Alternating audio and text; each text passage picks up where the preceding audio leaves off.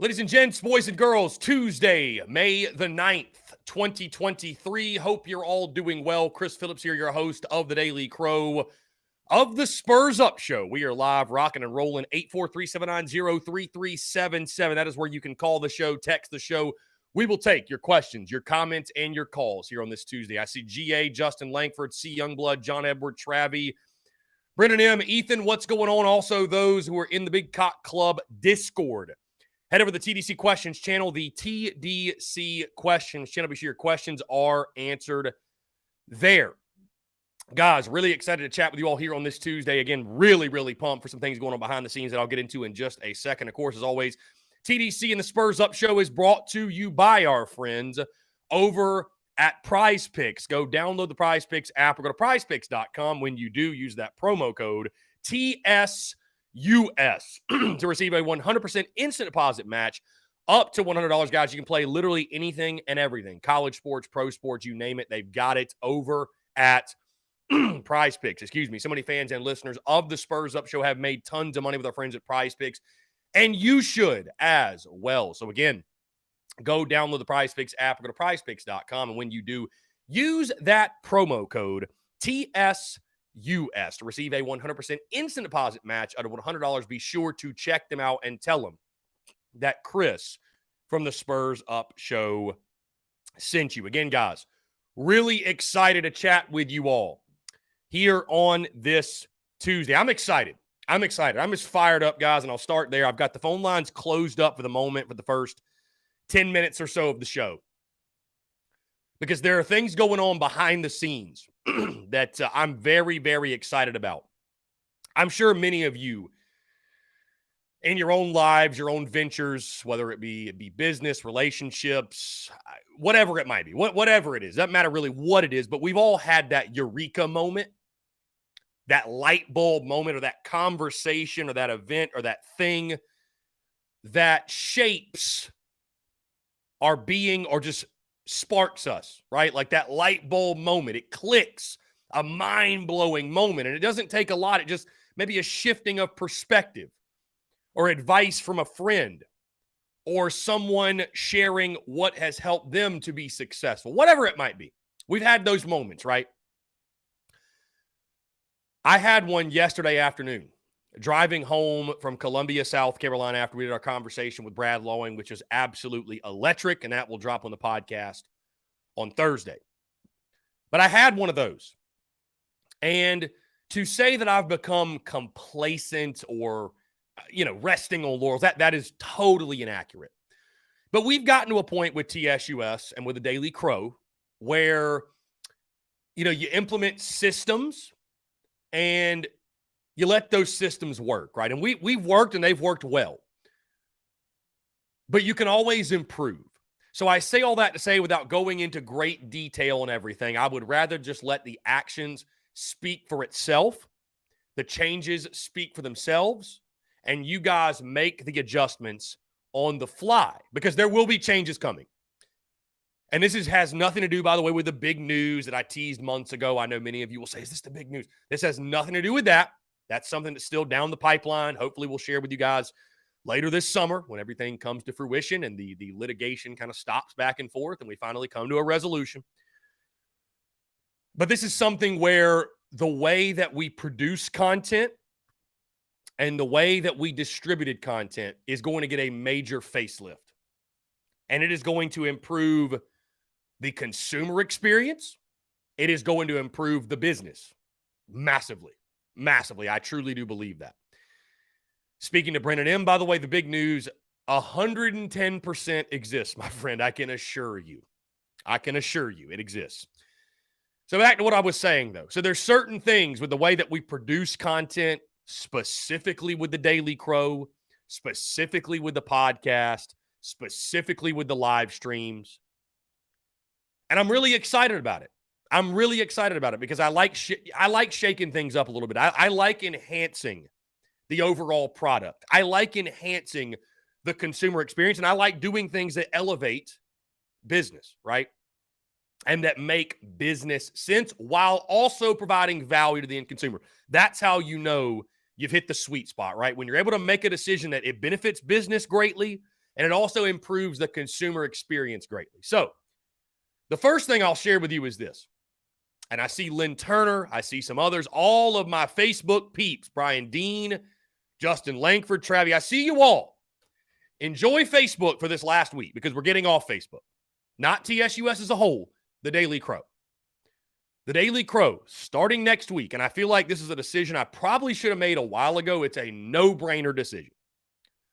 Right now, we stream to Facebook, YouTube, Twitter, and Twitch. And I did that in the beginning because it made it made sense to, hey, let's utilize all of our social media platforms. Let's get the messaging out, the show out as far as we possibly can. Guys, from the business sense, YouTube is the only one of those platforms that this live show being distributed to is beneficiary or beneficial, I should say. Okay.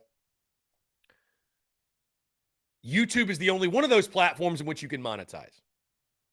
So if you're a fan of the show, which if you're tuned in, you probably are, and it's not a big change. Everybody's got YouTube. Everybody has a YouTube account.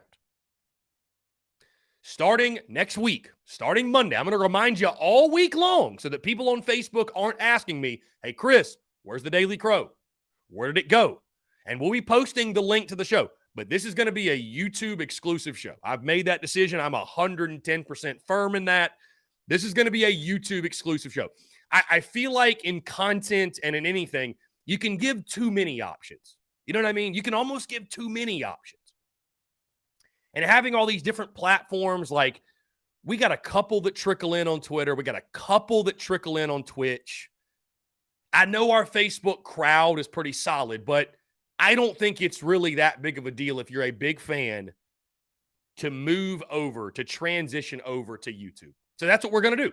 TDC will be an exclusively YouTube show beginning on Monday. That is going to take effect Monday. And again, the reason being, number one, you look at it, you look at the shows that, you look at live shows where they stream, it's YouTube.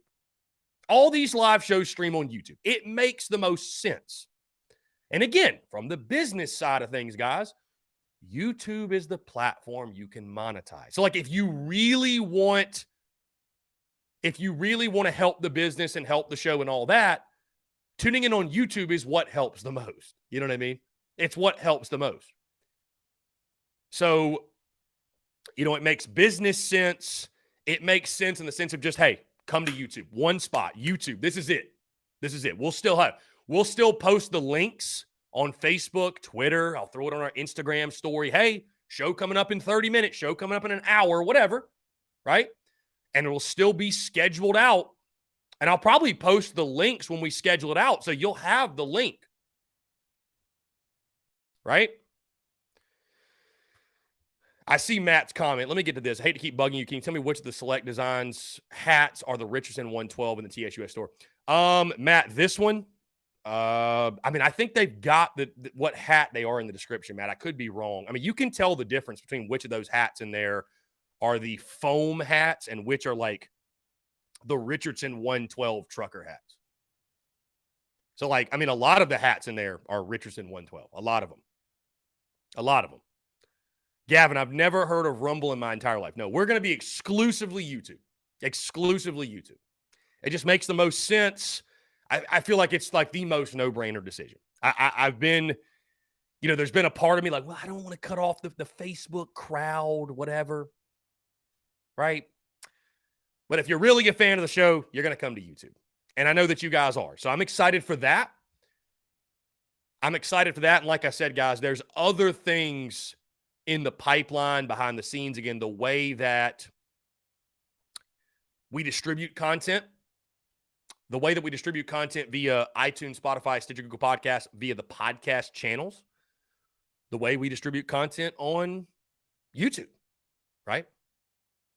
So what I can tell you without going into great detail, the podcast is going to become much more consumable, right? It's going to be much more consumer friendly because we live in a day and age in which I'm posting the Daily Crow to the podcast feed every single day. And it's an hour and 47 minutes, hour and 45 minutes. Realistically, and I know some people do, which thank you, truly thank you. Nobody wants to sit down, though, and listen to an hour and 45-minute show. It just, especially when it's dropped in the daily. Like, most people don't have 2 hours to dedicate. However, they will tune into 4 25-minute segments. You see where I'm going with this? So there's going to be some shakeups. There's going to be some facelifts. Also, guys, I'll go ahead and get out in front of it as well. I said I wasn't going to go into details, and here I am going into details. There's going to be some changes to the Daily Crow. There are. There's going to be some changes to the Daily Crow because I can't sit here and say as an entrepreneur that I pride myself on flexibility and what other word? Efficiency. I can't say I pride myself on efficiency if I'm not taking efficient action. So when it comes to like the podcast, the Daily Crow, am I being the most efficient? I'm not. We're absolutely not. Now, I'm not telling you that to say that I'm taking anything away from the podcast because I'm not. I'm not. I want to make sure y'all know that I'm not. But the way in which we, like I said, the way in which we distribute content, it's going to change. It's going to change for the better, for the better. Everything's just going to get a facelift. Everything's going to get a revamp, if you will, to a degree. And I think it's going to be much more, I know for a fact it's going to be much more consumer friendly. It's going to be business friendly. It's going to help the business. And I can assure you, Bruin Nation, I see your comment for those who are concerned. We will not move out of this slot. 12-2 is our slot. Hell, we may go 12-3, but we're not going to move out of 12-2. I can assure you we're not. We're not going to move out of this slot. So I promise that you don't have to worry about, are we going to move to a more? No, we're going to stay here. I love this slot. This is perfect for my daily routine. This is perfect for my schedule. I know many of you say, Chris, I love that it breaks my day up. It breaks my day up too. I love it. I love it. The only other option I do is the morning show, and I'm already not like really a morning person. Because if you do the late show, I just hate the feeling of like we're sitting around all day and we have this pending task that we have to take care of. Like, you know what I mean? I'm not saying that it's like a daunting task, but I would just rather get after it. I'd rather get after it. So, and I'm going to have my guy Skyland call back in. I should have put my phone on Do Not Disturb as well. My guy Skyland calls my personal phone instead of calling the 843 number. It's all good. Just give me 2 more minutes, and I promise we'll open up the phone lines. But that's something that's going to change, by the way. And there will probably be some pushback. There will probably be some pushback from some people on the way. But, you know, right now, TDC has no structure. And that's one of the things that makes it great, right? It has no structure. But this show can get a lot better. It can. This show can get a lot better. This show can be enhanced with a little bit of structure. It absolutely can. It absolutely can. And I'm not telling you we're going to take away questions. I'm not telling you we're going to take away calls. But there's going to be some adjustments made. There's going to be some adjustments made. So, with that being said, by the way, guys, really excited to check out it's all across social media. I need to upload it to YouTube Reels. I'll do that in our first break. Oh, by the way, you know what else this means? We're going to move exclusively to YouTube on Monday. Guess what? Music is going to return. Let's go. Music in the intro, music in the break. We fought so long with Facebook copyright BS. Music will come back. I'm excited for that. It will be the TSUS intro music that you hear on the podcast all the time. So music's going to come back. I'm really glad about that. I'm happy that music will return. So many of you ask, Chris, what about music? What about music? It'll return. So I'm excited. If you can't tell, guys, I'm fired up. I'm excited. You know, I not that I don't normally wake up excited, fired up, but like I get excited to improve. And again, I had a conversation. I want to shout him out to Brian Driscoll of Irish Breakdown. Those guys run a Notre Dame entity. And I found myself a lot of similarities with this guy. He's been running his business since 2019. We've been doing the business full-time since 2019. The way they produce content with a live show. There were a lot of similarities, but, you know, I'm someone, guys, if you want to succeed as an entrepreneur, be a sponge. Don't think you have it all figured out. Remove the ego of being right. And so I'm constantly trying to learn and evolve. And again, that I want to shout out Brian Driscoll because that conversation with him, he called me seeking out guidance or advice, if you will, on social media. They're not on Instagram. He was just asking, hey, is Instagram worth it? And then I started talking to him about his content. And I mean, guys, it was just we were on the phone an hour and a half, just a mind-blowing conversation, truly, in the best of ways. I mean, a mind-blowing conversation. One of those combos that I think I'll look back on and be like, this greatly shaped the way I do things. Greatly shaped for the better the way that I attack content and attack business. So I want to thank Brian Driscoll for that. Also, guys, really excited about the mini vlog series. We dropped it already on YouTube, or excuse me, on Facebook, Twitter, Instagram. We're going to drop that on YouTube Reels in our first break. I forgot to do that. I want to make Reels a thing with this. Behind the Beak was our vlog series, which these were normally 10 to 15-minute videos. Again, nobody wants to consume that, guys. We just live in a clip world, right? You have to embrace it. So I'm doing a mini vlog series. Now, it's not going to be every single day because there's only so many times I can show you, hey, I'm having my coffee. Hey, we're doing the Daily Crow. Like, you guys know that. But I'd like to do it 2 to 3 times a week and just use it as an opportunity, a mini vlog series, minute to minute and a half. We're going to have it in, real format, if you will, clip format. A really quick mini vlog series where I'll narrate it and just kind of pull the curtain behind the scenes to show you how the sauce is made and just what's going on. For example, Thursday, I'll shoot some video and I'll document Thursday because we are going to Gastonia to meet up with this group of guys that I think are probably going to become our new merch vendor, merch distributor, merch producer, whatever you want to call it. So that'll be a really cool thing to show. Again, that's some behind the scenes stuff that's really neat. That's also, again, it's all about improving the customer experience. That's going to improve the customer experience greatly. Also, by the way, I wanted to mention this. I'm going to be doing some more things with the Big Cock Club. We're going to make the Big Cock Club more appealing, right? We're going to make the Big Cock Club more appealing. I want to grow the Big Cock Club audience. I want to grow the Big Cock Club community. I want to give people a community where they really feel like they're part of a community and they long to be part of that community. Am I going to sit here and tell you that what I'm not going to do is go to social media and say, hey, you know what? Now you should join the Big Cock Club because I'm an insider and we get inside information. I'm going to tell you things they don't know and we're going to get the scoop first. I'm not going to say that. I'm just not. Now, listen, naturally doing what I do, you look across the board, the follower numbers speak for themselves.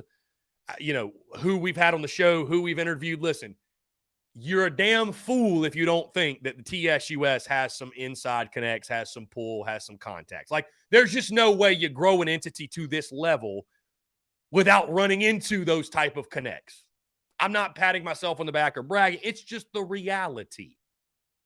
I mean, guys, literally, I won't say the name, but it goes to last week. I post Shane Beamer's quotes on social media about, hey, we didn't take this kid because he wanted an immediate starting spot, and he's going to another SEC school. I post that quote, and obviously that went, pretty crazy, right? People were like, who is it? Like, people are guessing who it is. And many folks thought it was the Notre Dame running back, right? Naturally. I literally get a DM from someone who works directly for Gamecocks football. Don't tell anybody. But works directly for Gamecocks football, right? They DM me like 10 minutes after I post the graphic, and they say, hey, man, do you mind letting people know, or please let people know that Shane's quote wasn't in reference to Logan Diggs, the Notre Dame running back. So while I'm not going to sell the Big Cock Club as like this is some insider thing and I'm going to give you a bunch of crystal balls and we're going to have every single inside scoop before everyone else, you join the Big Cock Club. I mean, you can ask the people who are in it. You're getting a lot of behind-the-scenes stuff that we don't post on social media. A lot of behind-the-scenes stuff. All right? So, and I'm going to make the Big Cock Club more appealing across the board. Like, for example, I'm a big in-game tweeter. I love to in-game tweet. My mindset on that is shifting. Like, if you want to know my thoughts in-game, come to the Big Cock Club Discord. That's where we'll chat and conversate. That's where we will have our in-game commentary. Now, I might throw up a tweet every now and then if there's just something I want to get out there, but that's going to transition to, like, I'm not going to be tweeting after every play anymore. I'm just not doing that. Like, come to the Big Cock Club if you want to chat. Right? To build a community where we can all kind of get away from the madness almost of Twitter or Facebook or whatever, and we can all conversate in there. And I'm still kind of brainstorming on ways we can make the Big Cock Club more appealing. And I've got some in my mind that I'll keep to myself for now.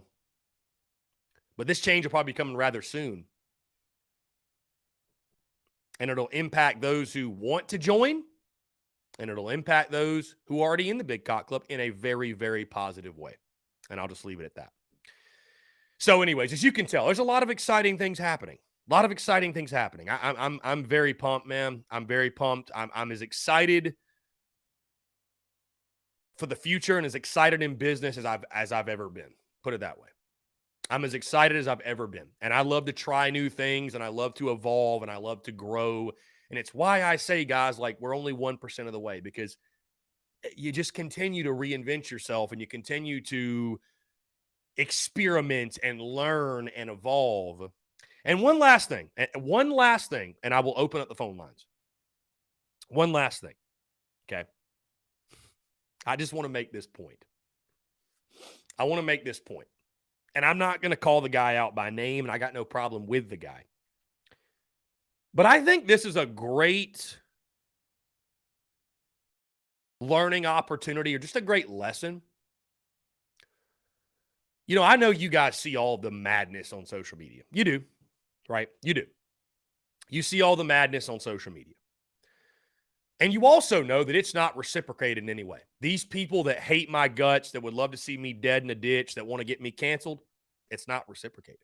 I have no hate or animosity. Hell, I have empathy for those people. Empathy for people who are miserable enough in their own existences to go on to social media and say some things like that. Because, guys, you're not living a happy life if you're doing that. Trolls are not happy human beings in the real world.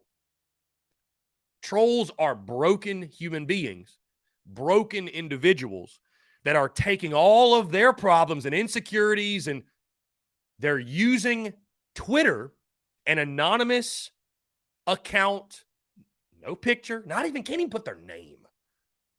They're using that as an outlet to project their insecurities and their problems onto somebody else because it makes them feel a little bit better. And I have empathy for people that are at that point. I really do. I mean, I really do. Because you got to be a miserable person to act that way on social media to someone you have never met and know really nothing about. Anyways, I'm not going to name him by name. Somebody who has been part of the Carolina Slapdick community, has gone with the crowd, shot me a DM yesterday asking for advice. Hey, man, what do you use for your Discord? What do you use for this, that?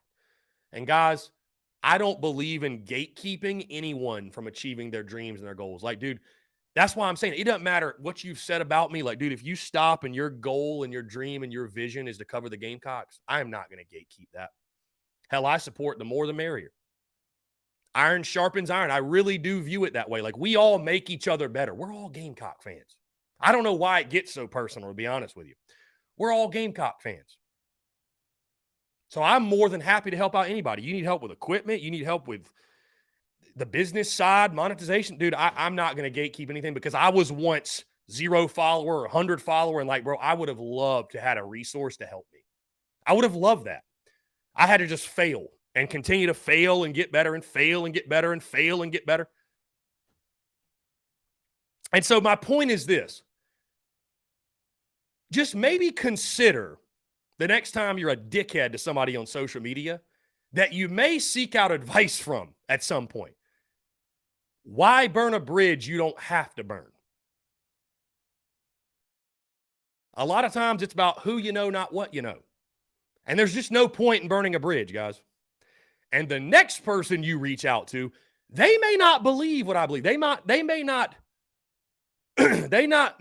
approach the situation with empathy and forgiveness and grace. They may be a dickhead. And they may tell you to go screw off. You see what I'm saying? So just think about that when you're on social media, that you know what? It's always a better idea. And I'm speaking to myself because early on in this, I was very combative. I took everything personally. It's much more fulfilling and it's much more enjoyable to be the person to take the higher road on social media because, again, you just never know where your paths may cross. You may reach out to somebody seeking advice. You just never know. I just want to make that point.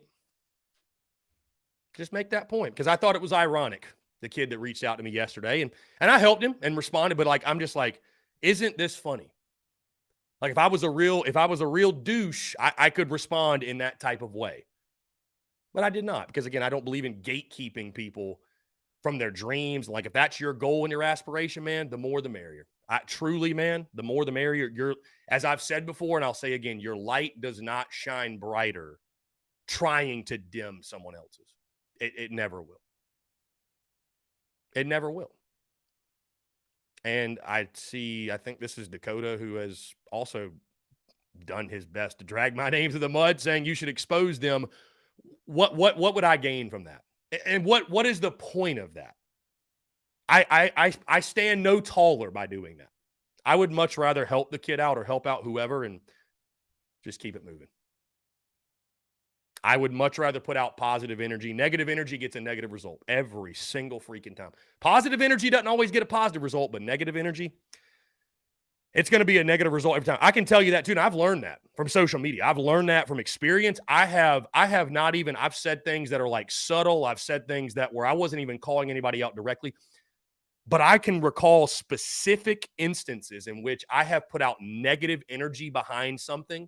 And guess what happened? A negative result. Whether I intended to it or not, I had negative emotions driving that statement or whatever I was doing. And it produced a negative result. And I don't know who Polly Lewis is, but you put out negative energy all the time. Polly, there's a difference in being negative and giving a sports take. I think that's where also people struggle. There's a difference. Like, there's a difference. I don't know how. I don't feel like I have to explain that. I don't feel like I have to explain that. Just because, let's say I picked Carolina to go 6-6, that's not being negative. It's just giving a prediction. Or saying that South Carolina was a loser in the transfer portal. It's not being negative. It's just a take. That's all it is. That's all it. So, again, I think most of you understand that. Remove the personal from like sports takes. You see what I'm saying? And then what's funny is, again, people don't make sure, Polly, you give credence to the clip I post later today about why is Vegas sleeping on the Gamecocks for the third year in a row. Those clips don't get the love. And Polly, it's fine. We can agree to disagree. That's called negativity. Well, Polly, again, there are other entities that will sunshine pump and just give you, quote unquote, positivity 24/7. They're not this entity. They're just not. You know that by now. You know that. You know what you've signed up for at this point. All right. I'm going to get off my soapbox. Like I said, guys, just the whole point of me saying what I said, even the ones who have done their best to, quote unquote, cancel us off the internet, which is laughable, I would still show love and I would show empathy. Because you know what? I look at it this way too. If you got to a point where you were achieving your dreams, you'd probably be a much happier person. And I want that for you. I don't want anybody to be miserable. I don't want anybody to be hateful and negative and just throw just shit on social media. I don't want to see anybody in that place. And I don't want to see a fellow Gamecock. Whether you like it or not, we pull for the same team. Whether you like it or not, we pull for the same team. Anyways, all right. Phone lines are open. Let's jump into it. 843-790-3377. Hey, Gamecocks taking on North Florida today. Thank you all so much for allowing me to rant. Just had some things I wanted to discuss, but excited, guys, today. Gamecocks taking on North Florida, 4 o'clock.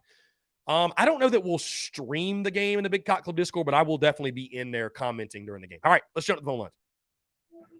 Hey, Skyler, what's up, man? How are you? Good, good, good. Hey, man, I completely understand about the negative talk because I get it every day when it comes to this baseball team. No, yeah. I mean, dude, listen, I mean, if you're just Debbie Downer 24/7, 365, like that's one thing. But if you're just calling it as you see it, I mean, listen, and nobody says my opinion is right. It's just your opinion. It's just your opinion. So, I mean, hey, listen, like but it's funny. You're winning when, I mean, I've caught it from both sides. When Muschamp was the coach, I was labeled as toxic and negative and the worst. Shane Beamer's first year, even when Carolina was getting killed, I was like, hey, it's year one. Like, let's give Beamer time. And I was labeled as, oh, you're sunshine pumping. You're being overly positive. Like, when you got both sides coming, I guess you've won. But anyways, you may disagree with me, but it's okay. It's a beautiful thing to disagree. Hell, I said yesterday that maybe the cold streak we're on right now is the best thing that could have happened to Carolina baseball. Maybe we're getting our cold streak out of the way. Maybe we're not. I don't know, but I think the same thing. Like, but I try to tell people, like, when people want to blame injuries, I try to tell people this weekend you scored enough runs to take that series. That was 100% on pitching. Yeah, I mean, you look at the last 2 weekends, dude. 9.87 ERA from your starters specifically. I mean, that tells the story. I mean, that tells the story for sure. I mean, I look at Kentucky this way. Like, all 3 phases weren't good enough, but you don't stand a chance when your pitching's that bad, man. I mean, you got guys, your starters can't even get out of the 5th inning, right? So, you got to get more out of them. I don't care if McGillis, Wimmer, Christian Walker, Evan Marzilli, Jackie Bradley Jr. is in that lineup. If you're giving up 14, 15 runs a game, no, you're not going to win. That's a fact. Yeah, that's a fact. I mean, and I'll say this too, man. I think you may have heard me yesterday, but it's crazy when you look back at the 2010 team, the way they and I'm not, who knows if these guys are going to be anywhere near what those guys were. But you look at the way they closed out the season, lost 2 of their final 3 SEC series and went 2-Q in the SEC tournament. Ended up winning the whole thing. Had to go on the road for a super, right? We all recall that. Had to go on the road for a super, go to Coastal Carolina. Hey, that might happen again. That could happen again. I don't think it will, but Coastal's right there. They could be a top 8 national seed. So I don't know. It's we still got a lot of baseball left, man. A lot of baseball left. I know it's gonna piss a lot of fans off. I do not want to play Clemson in our regional. That is a very, very hot team right now. Yeah, I mean they're getting hot. They're absolutely hot. They're absolutely hot, man. I mean, there's a reason, man. I told you that when they hired Eric Bakich, I loved that hire. I mean, I think he's a great coach, and I think he's going to have Clemson baseball back on the map. I really do. I mean, their baseball program is like ours, just without the national championships. I mean, they've got great history. I mean, they're one of the blue bloods of college baseball, I would say. Again, they're not anywhere at South Carolina's level, but they're very good. I mean, they're very good. There's no question. So I like Bakich a lot. I'm glad we got them when we got them. Early in the season, because they weren't very, I mean, they weren't very, although we lost game 1. I mean, they weren't very good, but yeah, the run they've gone on has been crazy, man. So it just, again, it goes to show you, man, you just never know. I mean, they looked down and out a couple weeks ago, and now what? They've gone like 12-3 over the last 5 series, or 10-2 over the last 4, or something like that. I mean, they're crushing, man. They're crushing. So yeah, they're probably going to end up being a host. Anyway, I'm very excited to see McGillis and LeCroy back in the lineup tonight. Are they both going to play? Are they going to play for sure? Well, Tiplett's out with a wrist injury. Yeah. So McGillis comes back today. Wow. Okay. LeCroy goes back to third, and Messina go back to catcher. Thank goodness. Thank goodness. And that could have been some of the problem. Maybe just the pitching felt like they had to be perfect because of the injuries, and maybe they just felt like the pressure was on them because of the, whole I got to be perfect because I ain't got a good lineup right now. Yeah, but it's nice to get. I'm not saying French has been bad. French is not, but it's nice to get Tippett and French out the lineup. Yeah, I mean, listen, I like Tippett, but he's been, hadn't been great this year. We'll just leave it at that. So now I'm excited to get those guys back, man. I mean, McGillis, obviously, it's crazy. I saw a stat yesterday. He was 7 for 12 in SEC play when he got hurt. So getting him back, an experienced bat, one of your best bats, I would say too. I mean, I'm excited to get Wimmer back. I think that is a absolute glue guy for this ball club, and I think I think he's a much bigger piece than maybe even people give credit for. I really do think so. And there have been some of the problem. The leadership was probably on the bench and not playing. And like I said, in the pitcher's mind, it's a mental state. I got to be perfect. Yeah. I got to come out here and subs across the scoreboard. Yeah. For sure. No, for sure. Anyway, well, I think we're expecting a big dub today, but 2 huge weekends, man, to close it out. 2 huge weekends. I mean, it goes without saying. Yes. Wimmer's back next Tuesday, by the way. Okay, next Tuesday. All right. Gotcha. You can go ahead and post this because Kingston said this on the radio yesterday. Oh, said all the things you're saying. Yeah. Have you heard Eli Jersenbeck out for the year? I heard he got evaluated. That is apparently, I was told, Jamie Bradford on Inside the Gamecocks said that Eli Jersenbeck out for the year and probably all of next year. Tommy John. Yeah. I heard that that he was getting waiting a second.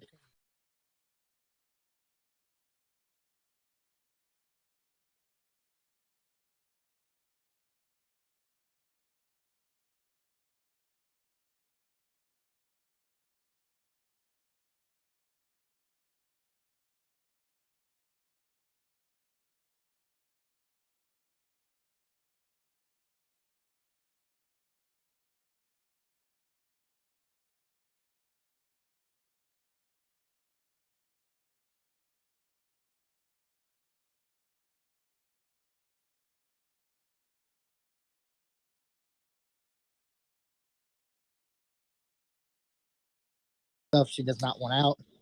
So I did have her permission to post this. According to the Braves doctors, the Dodgers doctors, the Rangers doctors, and a lot of Falcons doctors, Noah Hall broke his had a stress fracture in his lower back, and they said that it's up to Carolina if they want him to pitch again. But Kingston has shut him down for the rest of the year. Yeah. And he has COVID year available if he chooses to come back. Yeah, I mean that's kind of what I've heard as well with him being out for the year. So we'll see, but yeah, I don't see him pitching again this season. So most definitely, I can't wait. I just kind of curious. I don't know how you feel about how LeCroy and McGillis picked back up after being out a significant time. Mm-hmm. So how do you feel about these last 2 weeks? I feel like they're very important weeks. I feel like if you can win one of them and if you get 2 out of 3 out of 1 and take 1 out of the other, you're still an 8 seed. But if you lose both of them, you're kind of like a, maybe 10 or 11 seed. Yeah, I mean, listen, 4 and 2 or better over the next 6 SEC games. You're a top 8 national seed. 3 and 3 or worse, and I think you'll have to win a couple in Hoover to get back into that discussion. But, I mean, you're going to be a regional host, obviously, no matter what. But, yeah, I think you need to go 4 and 2 or better over the last 6 SEC games, kind of lock it up. At that point, I don't think Hoover would matter all that much. You'd rather not go 2 and Q, but I don't think it would matter all that much. Like I said, 3 and 3 or worse.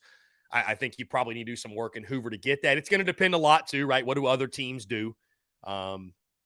What do other teams do around you in the rankings? But yeah, you want to lock up your spot, man. Go 4 and 2 in the final 6, and I think you've got it. So, Skyland, I appreciate the call, my guy. We're going to rock and jump into a break, but always great. Fine, no, yeah. Always great to hear from you. Go Cox. Go Cox. Appreciate you, Skyland. Great stuff from Skylar Davis, and I could be wrong because I see Dakota talking about Jersenbeck can come back next season. Is it not a 12-month recovery for Tommy John? Is it now 9 months? I mean, I could be totally wrong. As far as I know, a full recovery takes that 12 months. Again, I could be wrong. I guess maybe some guys have come back sooner, But again, this is just coming from Jamie Bradford. This is coming from Jamie Bradford. To your point, it does not take 18 months for Tommy John. That is more like your labrum surgeries. Those are really, really tricky. And it might be a thing, Dakota, where honestly, if it took 10 months, they'd be like, do we really want to rush him back? I mean, I don't know. I don't know. As far as I knew, Tommy John's a year or maybe 10 to 12 months. You just don't want to rush guys back. This is, again, what Jamie Bradford said on their show. So either way, though, it does not sound like Eli Jersenbeck will pitch the rest of this season. That is for sure. Guys, let's go ahead and jump into our first break. On the side, hey, I want to hear from you, your questions, comments, calls, and more. On the other side, you're tuned into the Daily Crow.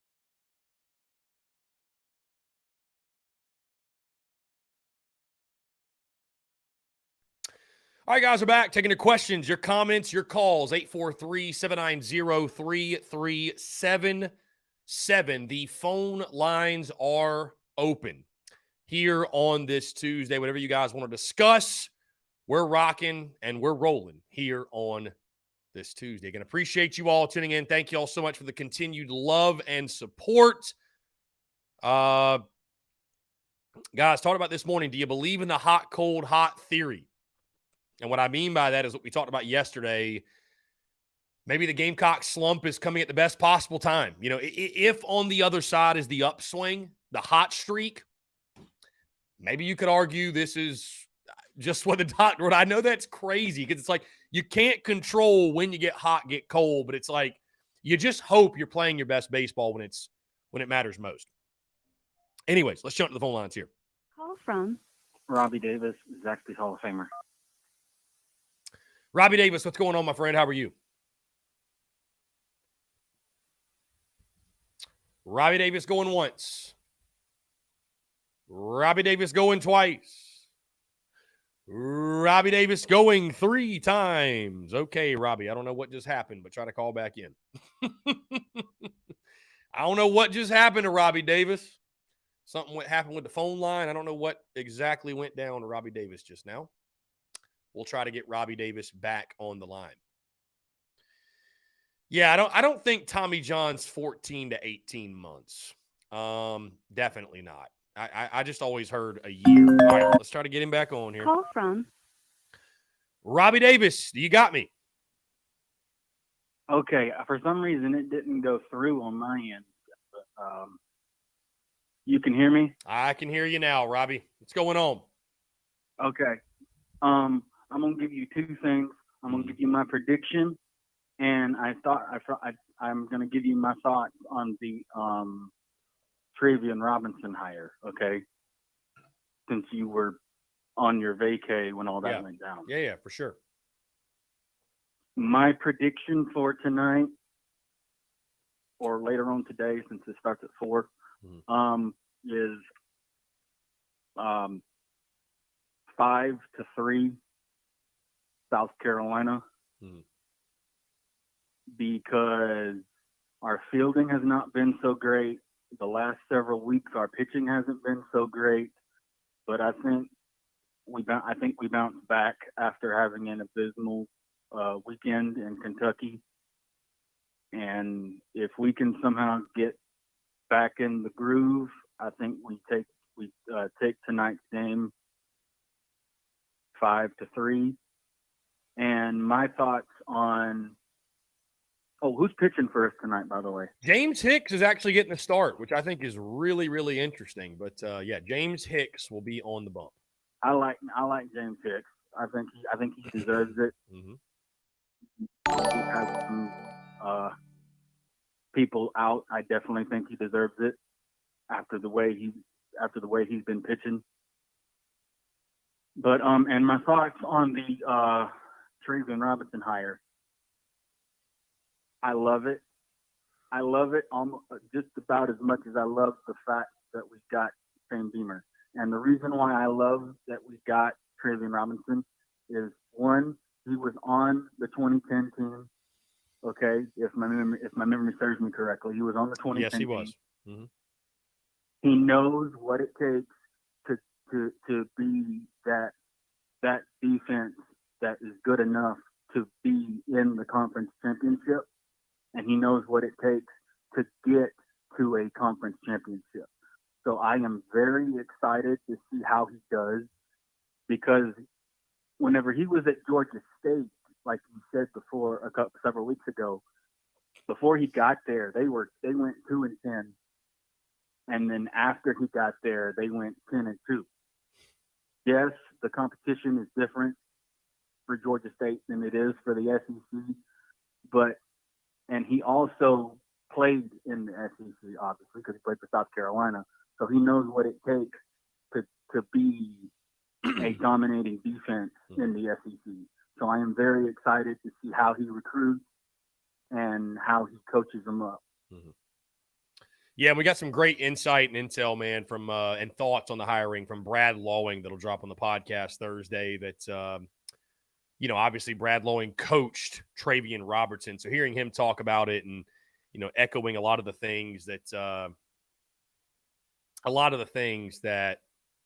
you know, you're saying, for sure. I think you'll be really excited to hear it. But now, listen, I'm excited to that Travian's on staff. I mean, I think it's obviously a huge value add across the board, whether it be, you know, just specifically coaching the defensive line, recruiting, continuing to build the culture within the building. It's a win across the board for sure. And I think J.C. Sherbert talked about this last week. He's an up-and-comer, rising star in the coaching ranks, and excited to see the work he does with this defensive line. So I don't think you'll find a Gamecock fan out there who's not thrilled about this one.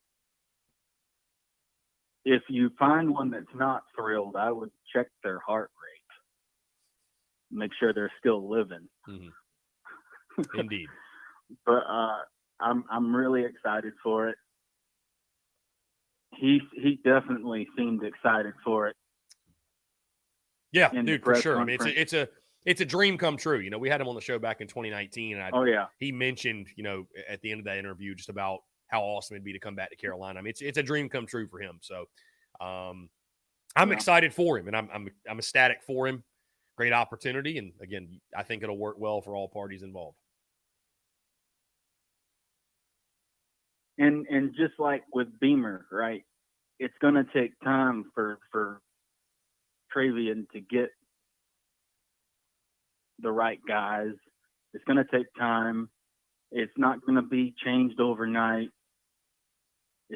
You just got to take the punches and take the punches whenever you get knocked down, and you get back up and brush yourself off and just keep on moving. Like I always say, just keep on trucking. Because there's going to be times this year, I can guarantee you, where that defensive line's not going to look great. So, but I definitely think he's the right guy that's probably can get it done. No, for sure. I'm excited. I'm excited about Travian. This defensive front needed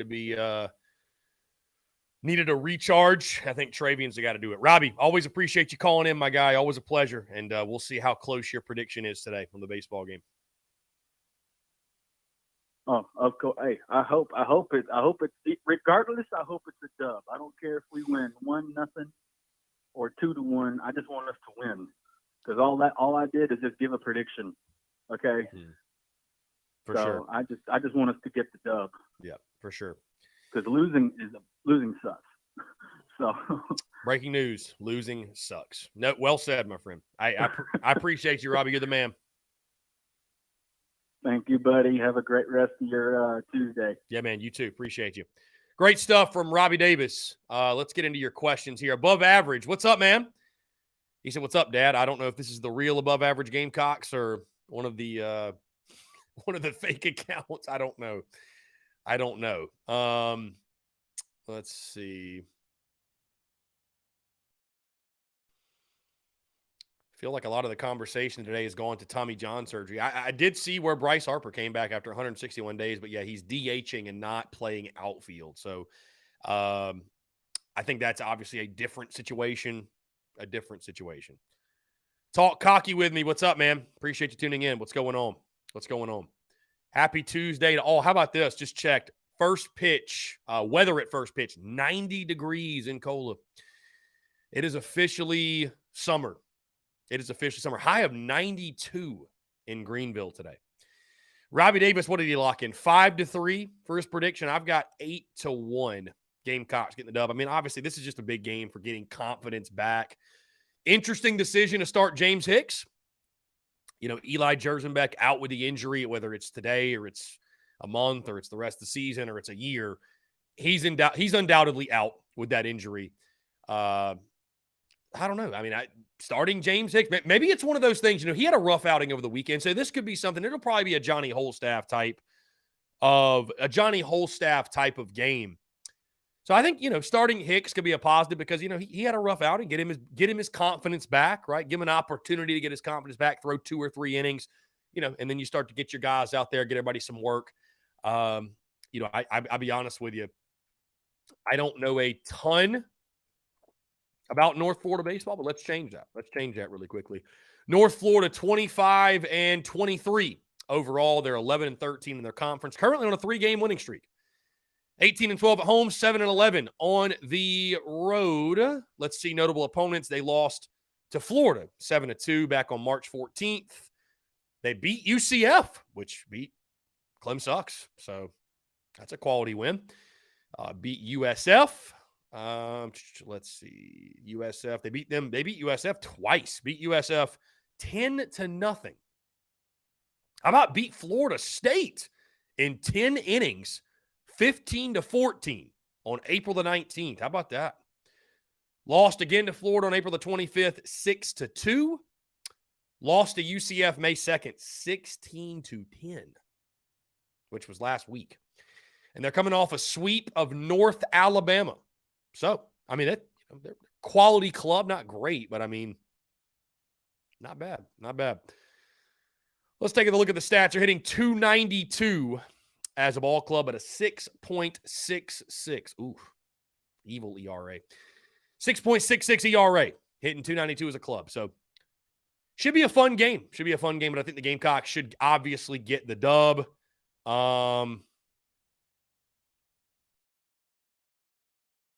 Yeah, so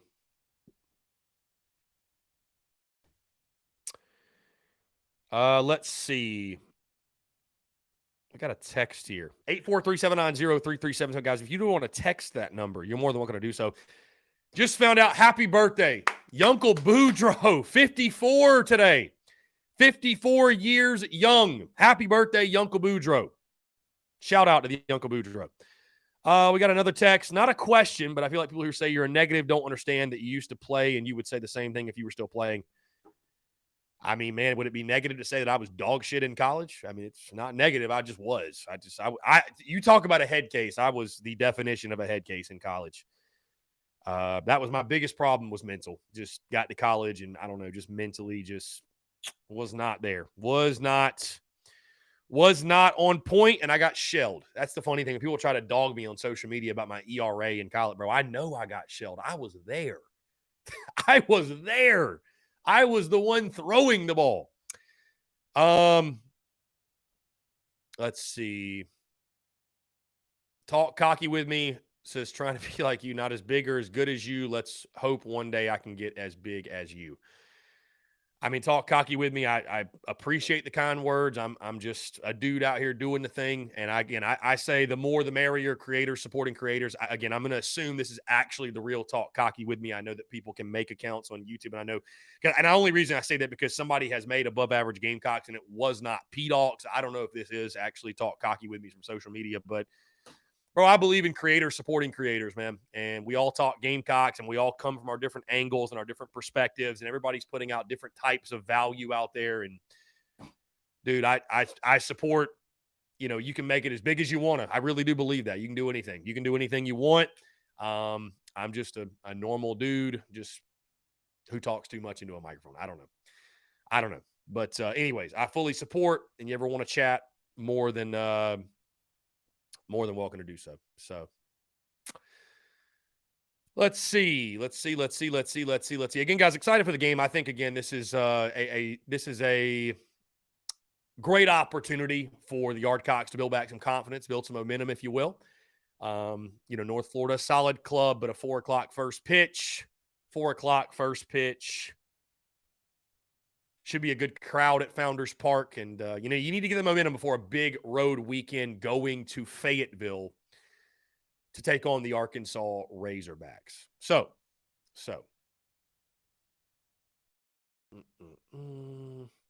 Ethan says, do we still think Kingston's safe no matter what? And what would it take if we gave the job to Monty Lee or Landon Powell? My goodness. First thing is this, guys. I don't see Landon Powell getting hired here. I just do not see it. I love Landon. We had Landon on the show last year. That was so cool. When we had Landon Powell call into the show, that was incredible.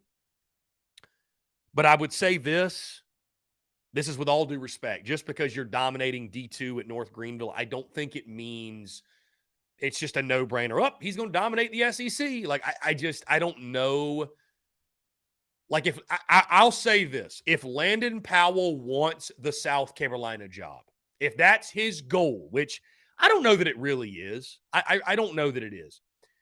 But if that was his goal, I think he'd be wise to take a job at a school like, for example, Skylar Meade going to Troy, or take a job at a smaller D1. Because you got to show some promise that you can actually win on this level. Like going D2 to D1 coaching, I don't know. I don't know. I don't know. I don't know. Lynn Turner, I think I saw that Petrie has fallen behind the freshman home run race. Looks like teams have learned how to pitch to him. Well, I mean, again, Lynn, we talk about slumps and who's in a slump and who isn't. And I mean, Ethan Petrie's not immune to that. He is human. Believe it or not, he is human. I mean, the pace that he was on was so torrid. It was unrealistic to think he could keep that up. He's still a really good baseball player, but, you know, he's hit a bit of a rough patch, which, I mean, it happens to every single freshman. What is it? Condon now, I think, is at 22. And I think, yeah, he's at 21. So he'll get that 22nd. He'll hit his 23rd. But, you know, I think that Uran Peters' single season home run record of 29, I think that one's probably safe unless, you know, I don't want to doubt Ethan Petrie, because if he gets hot again, you know, who knows? Sky's the limit. Dakota USC, he needs to be an assistant here first for me to like the move first at head coach or a smaller D1. Yes, exactly. Exactly. I think so for sure. I mean, there's levels to it, and you don't see many SEC schools hiring a D2 head coach. I don't give a damn where they played. I mean, it's all due respect. But again, I think Landon Powell would understand that, right? Like, you know, you need to be able to sell the hire when you do it. And I mean, the fact he played at USC is great, but I mean, let's see him go build his own program at a D1 level. That's all I'm saying, because it is different building at D2, right? You're not just going to be able to, you know, I know at North Greenville, they and I'm not going to pretend to know exactly how North Greenville recruits, but, you know, at North Greenville, they recruit high school kids for sure. But I mean, they benefit a lot, as we all know, from taking guys from South Carolina, from the Division I level. And, you know, whether it be they didn't get playing time or academics or whatever it might be, they take these guys and they pick them up. And so they stack this basically D1 caliber roster at the D2 level. And there's a lot of good players at D2, but just from a sheer depth standpoint and stuff standpoint, it's different. It's just flat out different, right? Talent standpoint, it is different. So that doesn't mean that he'd be able to do that at South Carolina, right? It doesn't mean that. What do we think about Logan Diggs? Was looking at his stats yesterday. 6 foot 214, running back out of Notre Dame. Obviously visited South Carolina over the weekend. Here we go. Statistics. Logan Diggs last year, 165 carries for 822 yards, 4 touchdowns. He averaged 68.5 yards per game. He also caught 10 passes for 211 yards and 2 touchdowns. I'm almost positive one of those touchdowns came against the Gamecocks. So, how do we feel about Logan Diggs? I think he is an immediate starter at South Carolina. I really do. And again, guys, like when we speak on the running back room, we're not even talking disrespectfully about, like, I like Juju. I like Juju's game. I think Juju McDowell has got a significant role on this football team. I like Dakereon Joyner. I like Dakereon Joyner's game. I love his athleticism. I love the wrinkle he brings to the offense back there. I liked what I saw from Mario Anderson. I like the size. I like the physicality. I like the fact that he's carried the load for a football team before. Granted, it wasn't at the D1 level, but he's been the guy. I think he was a finalist for the Division II's version of the Heisman. So I like that. Outside of those three, realistically, does Turbo Miller factor in, if he's even eligible? Does DJ Twitty factor in? Does Nathan Harris-Wainick factor in? Probably not. Hey, Dontavius Braswell, the true freshman. We haven't seen anything from him, but 4-star running back. You watch his film, you like what you see from him. But I think we could probably all agree that if a guy like Logan Diggs chooses South Carolina, he's going to be your starting running back. Like that, it's just, we talked about what do the Gamecocks need to do in the portal. Running back and edge. And at running back specifically, what were the qualities you were looking for a guy? I said just simply somebody who is proven at the Power 5 level. He didn't lead Notre Dame in rushing last year. He was second. But I mean, nobody else on this roster has had an 822-yard season. I don't even think anybody else on this roster has rushed for 822 career yards. I don't think Juju McDowell has. I could be wrong. Let's see. Juju McDowell in 2 years of football, 467 yards, 4 touchdowns. So he's been productive, right at about 4 yards a carry. He was 3.5 yards per carry last year, 4.8 when he broke out as a freshman, which he actually had more rushing yards as a true freshman than he had last year.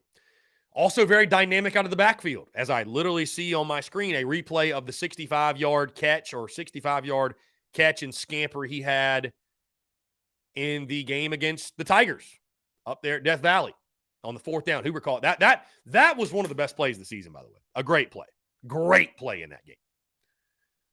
He had 24 catches for 205 yards, 1 touchdown. So he's dynamic out of the backfield from that sense. He can catch the football.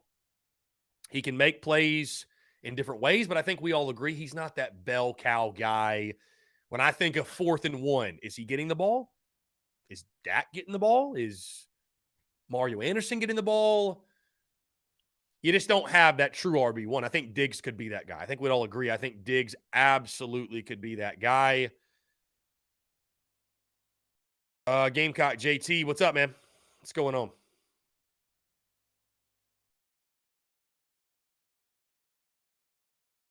Let's see. Chat popping off here on a Tuesday. Yeah, the guts to call that play on 4th down was incredible. For sure. That was a gutsy play call. Gutsy play call. Dakota USC, Mario Anderson has. I think you're referring to me saying that somebody who has carried the load for a football team. I meant at the Power 5 level, Dakota. I know that Mario Anderson has been an RB1. I mean, he's absolutely, and I literally said that. He's been the bell cow back for a football team. Absolutely. But at the Power 5 level. I'm not saying that Mario Anderson or Dakereon Joyner or any of those guys could not do it. But I think for competition's sake, for just the health of the running back room and our feelings around it, I think it would help tremendously to say, well, we know for a fact we've got a guy in there who has done it at this level and done it at a high level. And he's been very productive.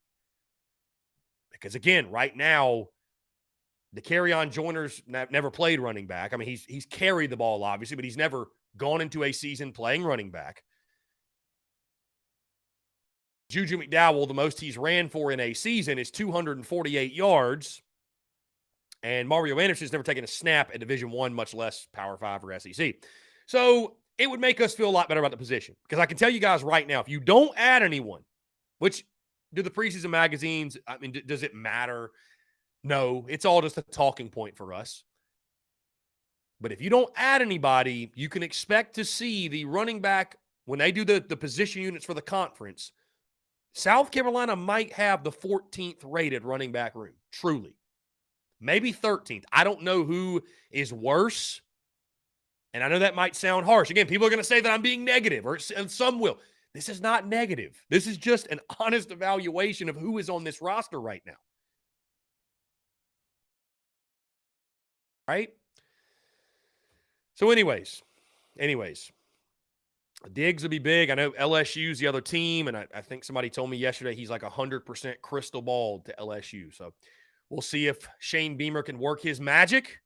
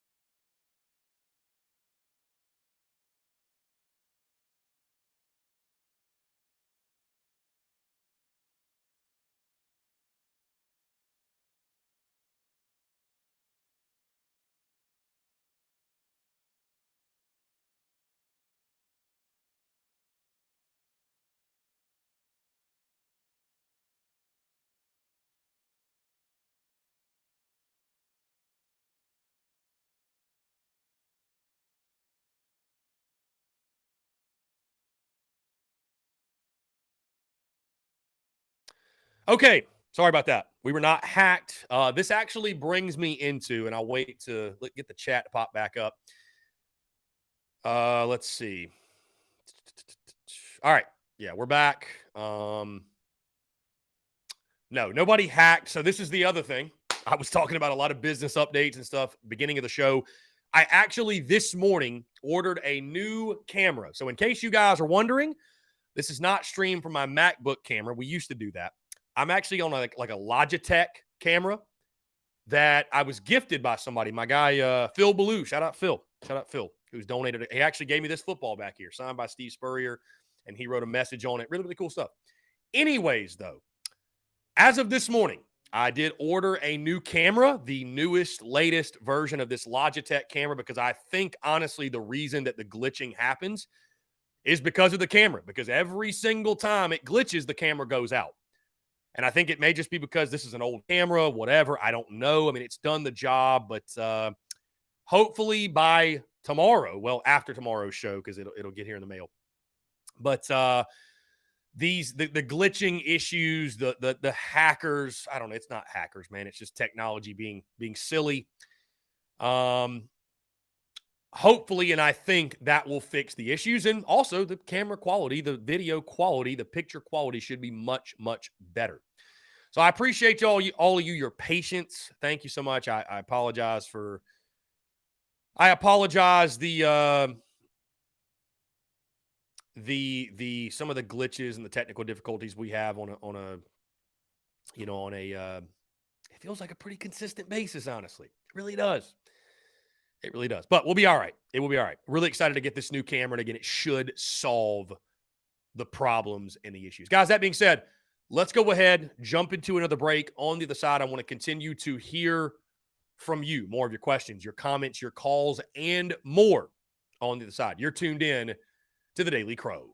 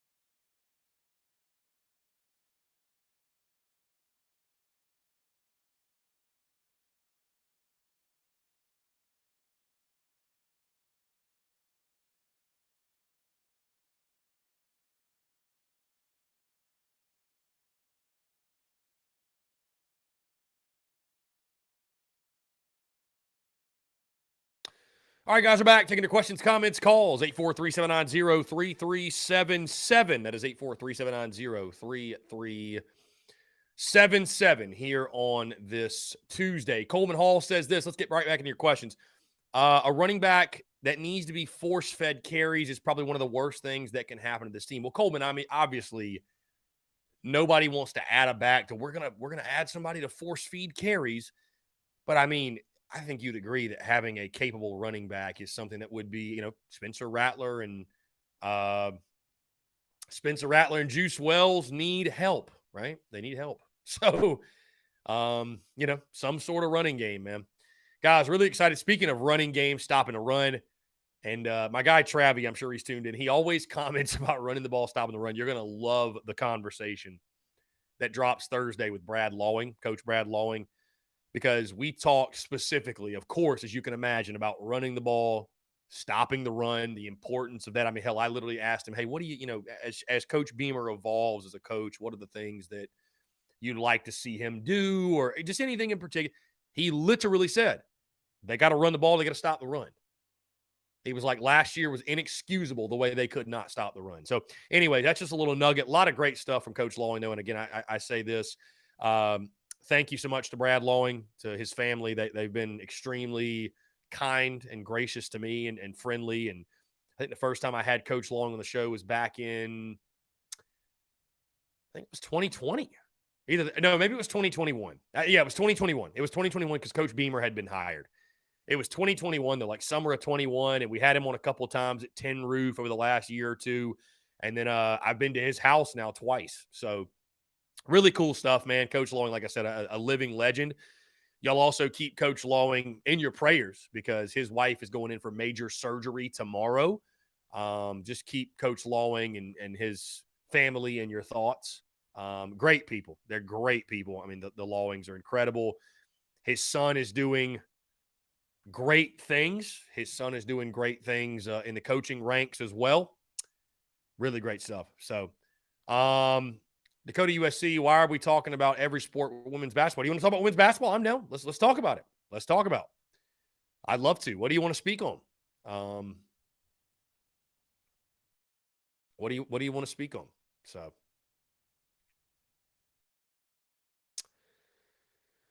Skyland says, Talmadge, Lee Croy to play second. McGillis will DH today. Just great to see them back in the lineup. Just great to see them back in the lineup more than anything, man. That's awesome. That's awesome. Great to see him back in the lineup. Coleman Hall, this O-line has taken a step back. We couldn't run with a five-star bruiser last year. And when we ran, it was almost a waste of a play. We did struggle. I mean, Coleman, I know nobody – so many, the source of this statistic is Mark Ryan, everybody's favorite. But, I mean, this is something you could just easily go look up. I mean, it is crazy to think the Gamecocks went 8-4 in the regular season and finished outside of the top 100 in running the ball and stopping the run. I mean, those are two statistics that it goes without saying have to improve. It's just bottom line. They have to improve. They have to improve. And which is more likely to take a big step forward? I don't know. I don't know. Oh, Dakota. Okay. You're referencing Twitter the other day. I saw it. That was, I stayed far away from it, my friend. That's crazy. But to your point though, I will say this. I actually do agree. I think there is a section of the fan base that for whatever reason only likes women's basketball, but doesn't really like the other sports. You know what I mean? Like, I don't know. It is kind of interesting. I don't know. I mean, I think all of Gamecock Nation loves Gamecocks women's basketball, but they've also got like this extra sector of fans that only are women's basketball fans, which is interesting. But I mean, I guess every sport has their niche. Every sport has their niche group. I'm sure there's some people that only pull for baseball or whatever. I don't know. What's your opinion on another Gamecock women's basketball legend not signing with Under Armour? I mean, not really surprising. I mean, there's a lot of great brands out there, and I'm sure when it comes to, I mean, once you leave South Carolina, there's no loyalty towards a brand. Just because you had Under Armour in college, that means absolutely nothing. It means absolutely nothing. Let's see.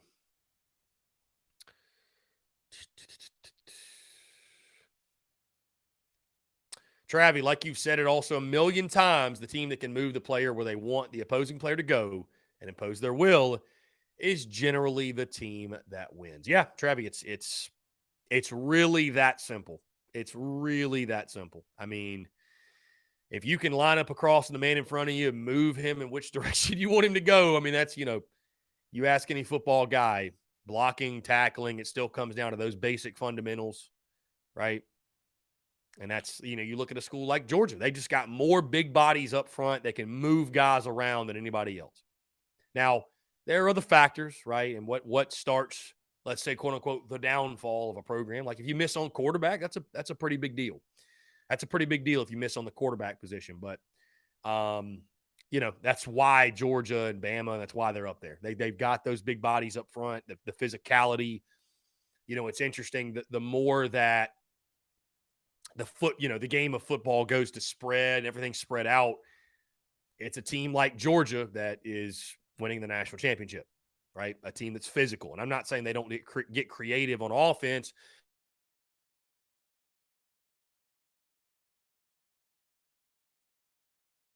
Talk about physicality, right? You talk about physicality. So Luke RJ said, what's the new point guard's name for women's basketball? She looks like she's going to be better than Destani Henderson. Is it Popo from Oregon? Is that it? Brendan mentions the freshman Full Wiley is a beast. Indeed. Coleman Hall, the desire for a great running back right now is kind of like wanting to lease a Ferrari for a year or two if you're lucky, even though you don't have a driver's license and won't have one for 2 or 3 years. That's an interesting comparison, Coleman.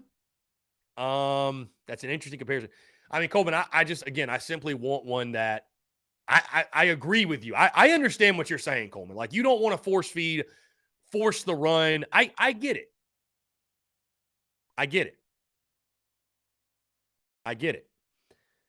But you need to be able to run the ball when you need to run it. You see what I'm saying? Like, you need a big time back. Is it not Gamecock JT? Is it not Destani Henderson? I didn't think it's Destiny Henderson. It's Destani. I thought it's Destanni, right? Am I wrong? Have I been saying that wrong forever? Is it Destiny? Is that how you say it? Maybe I've been saying it wrong all these years. I thought it was Destani Henderson. I don't know. Maybe I'm getting a little too fancy with it, I guess. Getting a little too fancy with it. Let's see.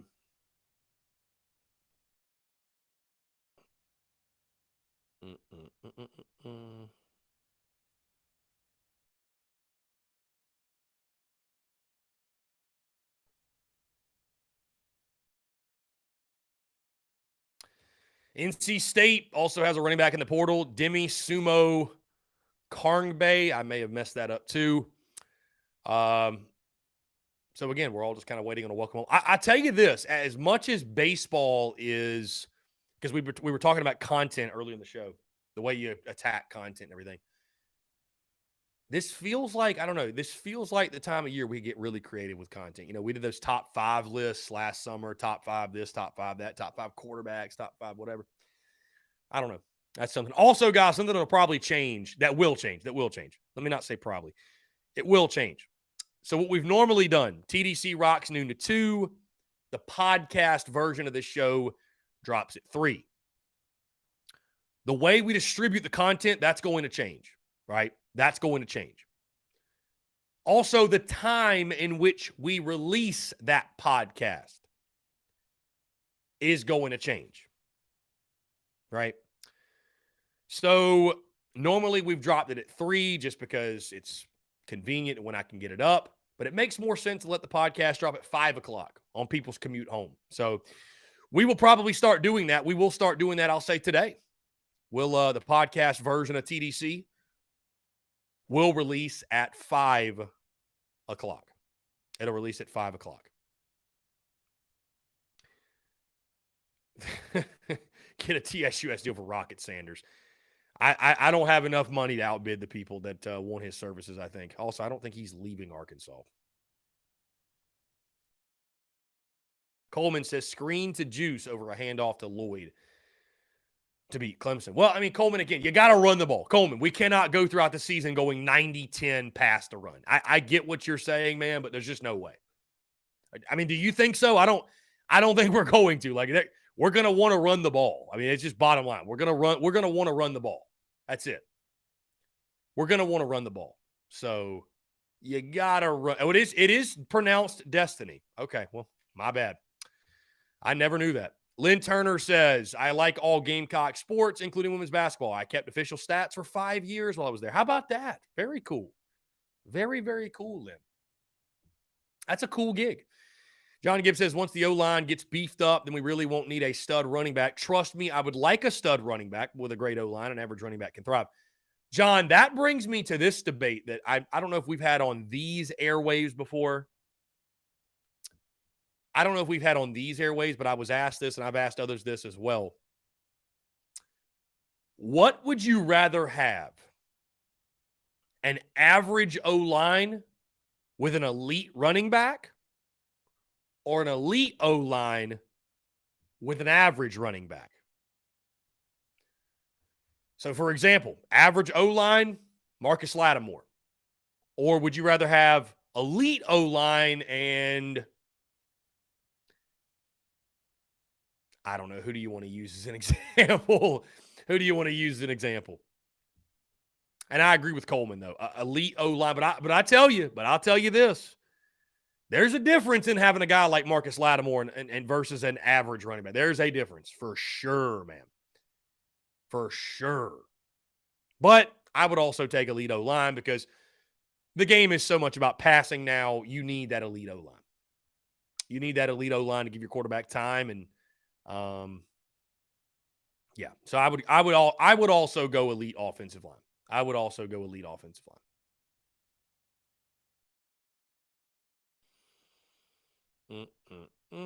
Let's see.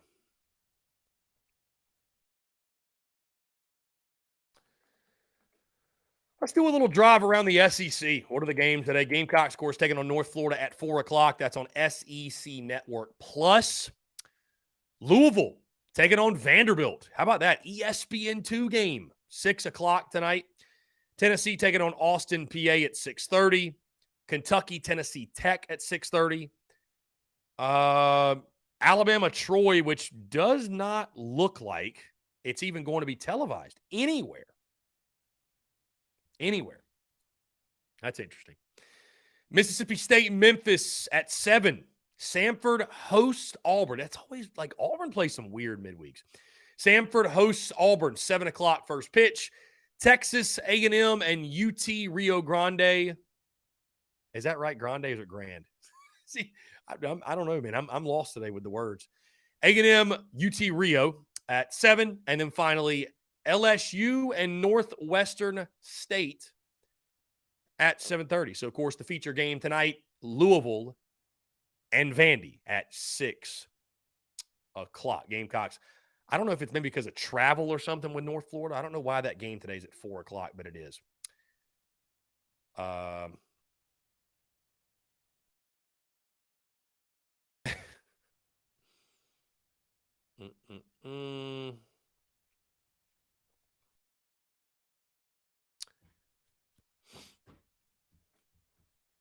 So, packed Tuesday, slate of baseball in the SEC. Excited to watch the Yardcocks, and a big game just for confidence, man. Just getting back on the right side of things. You know, I mentioned, hey, maybe hitting the slump's the best thing. Well, for that to be the case, there's got to be that upswing on the other side, right? There has to be that upswing on the other side. So,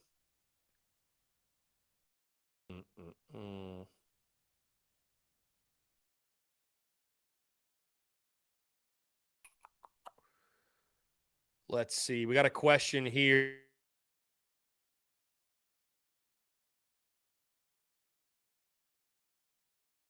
Quintavious Johnson. Apparently, he says he's going to commit soon. I'll be honest with you. I don't know a lot about this guy. I do not know a lot about him. But let's look. Defensive lineman out of Atlanta, Georgia. I don't even see the Gamecocks. Are they on his offer list? Okay, yeah, there's South Carolina. Yeah. There's South Carolina. Yeah, he's got offers from tons of schools. Ole Miss, Tennessee, North Carolina, Mississippi State, Kentucky. 6'5", 255 again out of the state of Georgia, Atlanta, Georgia. Yeah, not exactly sure on him. Does he have Twitter? I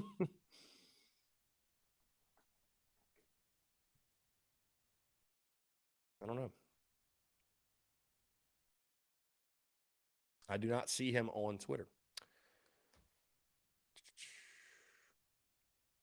Anyways, guys, appreciate you all tuning in, the love and the support all across the business, whether it be the Daily Crow, the podcast, the merchandise house. Really, really excited about some things behind the scenes we will be doing that is going to enhance the consumer experience for everyone, and some things I'm excited to attack. And like I said, guys, had one of those conversations last night on the way home from our convo with Brad Lawing that just was a mind-blowing eureka light bulb type of moment, just a light bulb type of moment. And just really excited to execute on that. And the beautiful thing is that I know that we'll have you guys. You guys will have our back, the love, the support, everything else. John Gibbs, Noah Hall going out is when we started to dip a little bit on the diamond. Number 1 and number 2, guys, got to be on point. When the pitching staff's getting messed up with injuries or whatever, then you're going to have problems. The offense cannot bail you out every time. I mean, it's very simple, John. I mean, the last 2 weekends, you have not pitched well. And your pitchers are your tone setters. Right? A 9.87 ERA from your starting pitchers. It's that just stop it there. Just that tells you everything you need to know. I mean, has the offense cooled off? For sure. But I mean, when you're falling down 3, 4, 5, 6 nothing early, you start to press a little bit. You can't get comfortable. You know, I feel like this team early on when they were hot, they were getting ahead. I mean, there were some games for sure. This team showed resiliency and came back late and did some nice things in regards to making comebacks. But this team got out ahead a lot. And it's just, you know, when you're starting pitching, it struggles as much as it has. And guys, I don't know. You know, I saw somebody in our Big Cock Club Discord talk about, you know, you should start Eli Jones on Friday. I don't think that's going to happen, but like, I don't know what the solution is with Will Sanders. Because at this point, like, I feel like he is who he is. And I say that while also saying that we know his potential. Like, the stuff is there. We know what he's capable of. He's done it before, but like, dude, I mean, we're getting towards the end of the season. This is the end of the season. Is he just all of a sudden going to become dominant ace Will Sanders again? I don't know. I mean, I hope so. We all hope so. But, man, it has been it's been a forgettable season for him. I mean, like I told you guys a couple of weeks ago, he is the modern-day Sam Dyson. That is the best way I can phrase it. He's the modern-day Sam Dyson. And you guys might recall Sam Dyson on that 2010 team was a guy that high velocity but struggled with control, and he was a guy that made pitching look very hard. As hard as he threw, he made pitching look hard. And so the numbers suffered, right? He was around a 5 ERA guy, 4.5, 5 ERA. He also threw very well in the postseason. So maybe Sanders will be that guy, but, you know, 4-3 with a 5.75 ERA. The numbers sort of tell the story, do they not? They tell the story. 56 and a third innings pitch, 54 hits.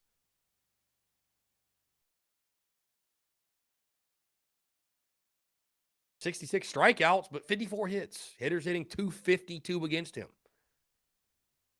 I mean, guys, of outside of Chris Veach, of anybody else on the roster who has double-digit appearances, that is the highest mark. Excuse me, I'm wrong. Jack Mahoney, the highest. 273 opponents are hitting off of him. Yikes. Okay. All right. With that being said, guys, let's jump into one final break. On the other side, I want to continue to hear from you, more of your questions, comments, calls, and more. You're tuned in to the Daily Crow.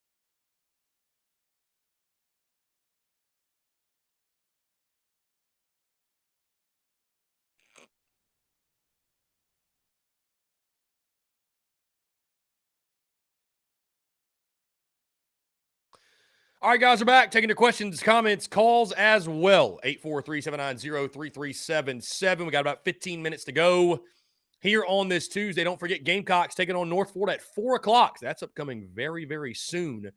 Been a while since we had a midweek at 4 o'clock, but a little afternoon baseball in the capital city. Excited to watch that one and see how this team bounces back from a really rough weekend, to say the least, against Kentucky. It looks like, guys, the player that Shane Beamer was speaking about in regards to a guy that did not want to necessarily compete or wanted us to guarantee him a starting job. I think it's this player right here, Jaden Muskrat, the offensive lineman from Tulsa, who committed to Auburn last night and signed with the Tigers today. So, not trying to pile on the guy, but you connect the dots. I think that's probably the kid he was referring to.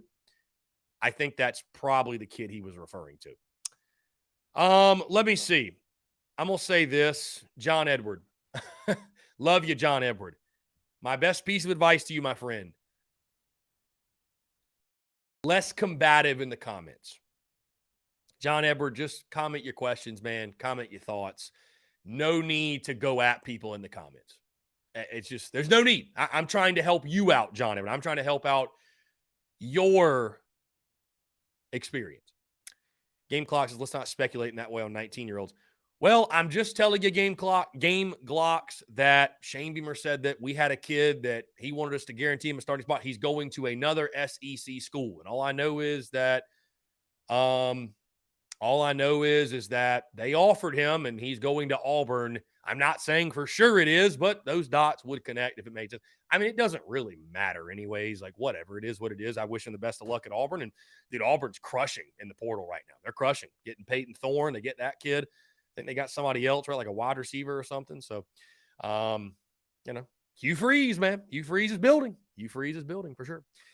Dakota, what's your opinion about a video that came out for the old Daily Crow that you said you're a big fan of Dakota? Is that true? I'm a huge fan of Dakota. Yeah, huge fan of Dakota for sure.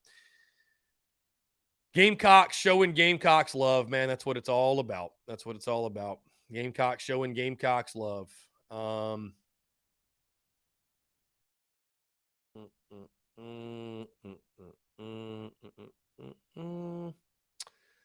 Yeah. So anyways, all we got's all we need when it comes to Beamer and the portal, and he'll get the guys that South Carolina needs for sure. For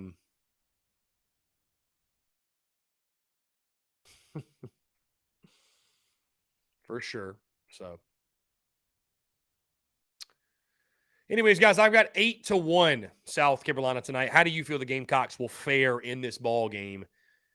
And like I mentioned, things happening behind the scenes, guys, and I'm really, really excited about. Go check out. We're going to be dropping that new mini vlog series 2 to 3 times a week, where I'll just pull back the curtain and give you guys a behind-the-scenes look on everything that happens here and how the sauce is made and what we do. Also, guys, excited. I'll go ahead and tease this. We got a convo upcoming later this week. Actually, on Friday, it'll take place. Pete Fiuchak. You're like, who in the world is that? Many of you know, if you tune into this show long enough, you know I'm a big fan of collegefootballnews.com. I've literally been reading collegefootballnews.com and go into that website since like I was in high school, like forever, dude. They've been around for a long time. And Pete Fiuchak is the guy on collegefootballnews.com. Really excited to get him on. I don't know that they've dropped their breakdown or predictions or anything for South Carolina. They're actually starting to do that. They're dropping schedule breakdowns. It's just the more the merrier, right, when it comes to college football content. So really excited to speak with him on Friday, and that conversation will drop next week. So Game Clocks, North Florida is the most beautiful part of the country. They'll be fine. Yeah, they'll be fine. 9-4 Gamecocks is what Game Glocks says. 9-4. Yeah, I think it will be it'll be a successful day. A successful day for sure for South Carolina baseball. I think that James Hicks, you'll see them bounce back the right way, but just need to build some momentum, man, going into a huge SEC weekend against the Arkansas Razorbacks at their place. Madison says, I put in a volunteer application to the Flex Work Sports Youth Camp, sponsoring Spencer Rattler in Columbia on May 20th. Fingers crossed. Madison, I hope you get it. That's awesome. That'd be incredible. Hope you get it. May the 20th. Somebody comment Sumter, South Carolina over North Florida. Love that. John Edward, for us NFL fans, team schedules, etc., are dropping on Thursday night. That'll be exciting. Thursday night, NFL schedules will be released. Okay. Jacob B says the NFL is rigged. Is the NFL rigged? Is the NFL rigged?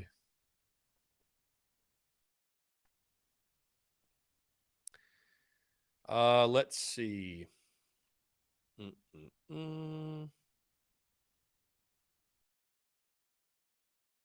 Like I told you guys yesterday, I'm going to try to start jumping in some more Twitter spaces, by the way. I think that's something I want to do. You know, I see a lot of them. I've had this Tennessee guy blowing me up in our DMs. He called, when I jumped into their Twitter space, he called me the Pecker Man. The Pecker Man. So, you know, Tennessee fans, it's all love with Tennessee fans. All love. It's funny. I've heard Michael Bratton talk about this with that SEC podcast, but it's a really true point. South Carolina, Tennessee is turning into a very, very heated rivalry. Very heated. Because anytime there's a comment about South Carolina on Twitter, Tennessee fans are chiming in. We've all seen that Vol Equalizer guy. I think that's his Twitter name. He literally comments on every South Carolina football post, every single one of them. So anytime there's anything South Carolina, there's a Tennessee fan there. Anytime there's something Tennessee, there's Gamecock fans there. We've obviously got our guy Dalton the Vol hater, and our guy Brendan M., two of the biggest volunteer haters you will ever meet. It's interesting how that's sort of becoming a big-time rivalry, you know? I don't know. It's becoming a big-time rivalry. So, John Edward, let me get this straight. John Edward. You're a Gamecocks fan, Duke basketball, Braves baseball, and Celtics NBA. And what was it? Is it Colts, John Edward? Are you a Colts fan in the NFL? Did I recall that correctly? Who's your NFL team, John Edward? John Edward is all over the place when it comes to fandom. This dude is all over the place. I mean, you pull for who you want to pull for. Listen, I'm not going to be like Mark Ryan and say, you're a Van Card. Hey, do what makes you happy. I don't care who you pull for. That's your prerogative. I don't give a damn about NBA. I'll be honest. I'm just not a huge basketball guy, especially NBA. I have no interest in NBA whatsoever. I don't hate it, but it doesn't draw me in. I don't have a team, but that's an interesting one. Celtics. Oh, John Edward, you're the Bills. That's right. Okay, so the Buffalo Bills. John Edward's a Buffalo Bills fan. Being a Buffalo Bills and a Gamecocks football fan, like those two teams, that takes some dedication, my friend. That's tough. That's tough. That is tough.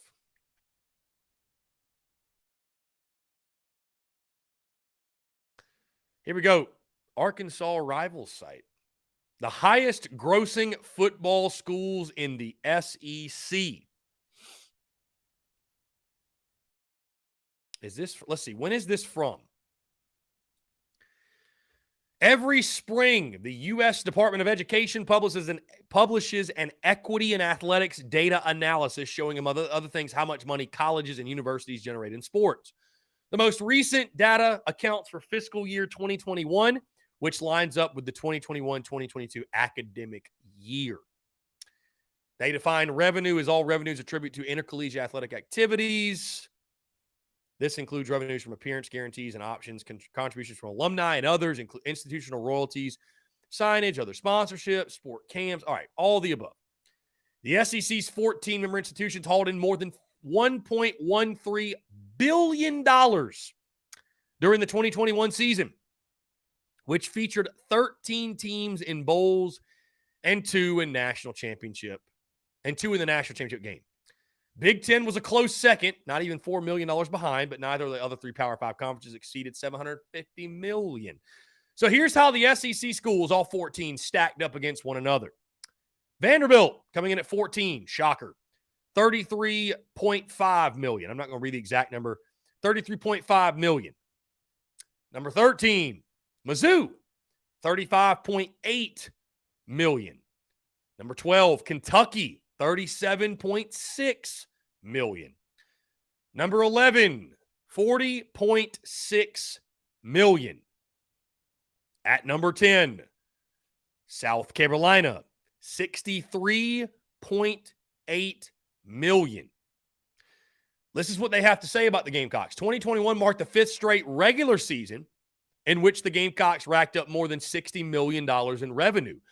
But that number was the lowest since 2016. Interesting. Between the pandemic limiting attendance and Will Muschamp's nightmarish 5th season in 2020, Shane Beamer had his work cut out for him in his first season. South Carolina players and fans alike took to Beamer Ball, in quotes. And the result was a 7-6 season that culminated in a Mayo Bowl victory that set the program up for an even more successful 2022. So I think when you see these numbers drop, they're going to obviously increase from last year, like for sure. So, okay. So this is, keep in mind, this is 2021, right? This is 2021. So it makes sense. Coming off the pandemic, I mean, these numbers, yeah, okay. Number 9, Ole Miss, $73.7 million. Number 8, Texas A&M, $81.5 million. Number 7, Arkansas, $84.5 million. Arkansas made more than Texas A&M. Number 6, Florida, $93.2 million. Number 5, LSU, $95.4 million. Number 4, Tennessee, $100.9 million. Number 3, Auburn, $106.7 million. Number 2, Alabama, $127.6 million. And number 1, the University of Georgia, $155.9 million. Football revenue from 2021. Brendan, let me reiterate. Yes, the most recent data accounts for fiscal year 2021, which lines up with the 21-22 academic year. So yes, this is 2021. 2021. Because it takes you about a year to get these numbers, right? Interesting. Very interesting. Gamecocks ranked 10th in the conference in revenue for 2021. So, I mean, these numbers, I think you'll get a much better gauge and a much better read for last year, you know, because the year coming off of COVID was strange. It was strange. So, anyways.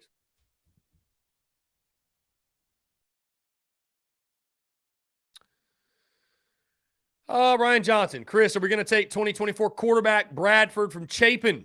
I know we have Reno, but this is a 4-star kid and grew up a SC fan. Why not? Let's take him. Why not? I mean, you want to keep those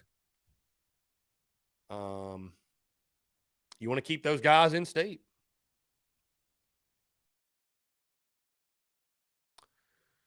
John Gibbs, Lamont seems to be recruiting well so far, so more craziness for next year. I tell you, I'd love to be able to talk more about men's basketball more often because they literally are just left out, and we all know why. And, John, I'll say this. I think Lamont Paris has done a good job. Obviously, he gets the big transfer from Wofford, B.J. Mack. He's done a good job, but you are right, John Gibbs. It's one of those things where, you know, we only have 2 hours a day, and, you know, we've got the podcast, obviously, but, like, until men's basketball starts winning some games, I just don't know that it's really going to move the needle. It's tough. It's tough. It's a tough job, man. It's a really, really, really tough job. Coleman Hall, Chris, would you do 90 days in jail for a Gamecock football national championship, assuming it couldn't be vacated? No, I would not. No, bro, 3 months in jail? No, God, no. I would not do that. Anyways, guys, Ryan Johnson, outside of yourself, who has the best Gamecock podcast and why do you like it so much? Ryan, I'll be honest with you. I don't consume a lot of content really at all. Outside of my, you know, I listen every now and then to that SEC podcast to kind of get a feel of what's going on in the conference, but I think all the other shows are great. And I think all the other shows, you know, I've mentioned this many times and I'll say this again and reiterate it, that if you're a Gamecock fan, you're blessed. And I'm sure that other fan bases have this as well, but I tell you what, I think you'd be hard pressed to find a fan base that there are more options and there are more entities, whether people do it full-time, part-time, some of the time, whatever. There are so many great entities, so many great options. I mean, there's so many different perspectives out there on the Gamecocks, and it makes for a lot of fun. It makes a lot of fun, great conversation, great banter, which is what we all love. So I'd say I don't have one I would pick, but I'd say all of them, man. All of them. Again, everybody can win. Everybody provides a different perspective. Everybody provides different value. And yeah, so creators supporting creators, man. It's all love. That being said, guys, a bit 2:00. Hey, thank y'all so much for tuning in. Appreciate the love. Appreciate the support. Stay tuned to all the content, guys. Content bleeding out the eyeballs, and really excited for what's down the pipeline or in the pipeline, what want to have you, what's behind the scenes, what's coming. Really excited for the changes and the updates, the enhancements to business, to the show. Again, thank you all so much for the love, support on the merchandise side of the business, the Daily Crow, the podcast, social media, everything in between. That being said, guys, hey, go Cox, beat North Florida. Big game today. Y'all have a great rest of your Tuesday, and we will talk to you all tomorrow.